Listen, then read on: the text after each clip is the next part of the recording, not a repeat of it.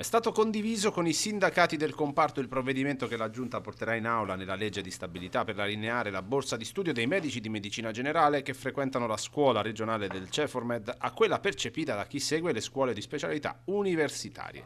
L'assessore Riccardi ha illustrato la misura che la regione renderà da subito operativa per eliminare questa disparità. È la differenza rilevante dei percorsi in formazione tra i giovani aspiranti medici che frequentano le scuole di specialità e invece i medici che frequentano il CEFORMET, quindi la scuola regionale, quindi l'attività formativa per conseguire il titolo di medico di medicina generale. Oggi il valore della borsa di studio del medico di medicina generale vale 12.000 euro, mentre quello della scuola di specialità universitaria vale 25.000 euro. Quindi noi cosa facciamo?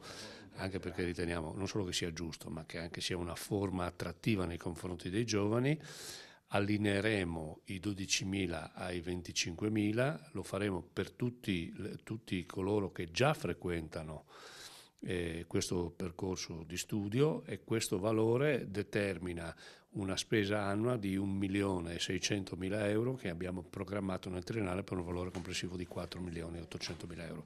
Oggi la borsa di studio per i medici in formazione al Ceformed ammonta a 12.000 euro annui contro i 25.000 euro previsti per gli specializzandi universitari e verrà riallineata dopo intensi lavori con chiaro messaggio politico a chi ora vorrà, per così dire, salire sul carro con qualche emendamento.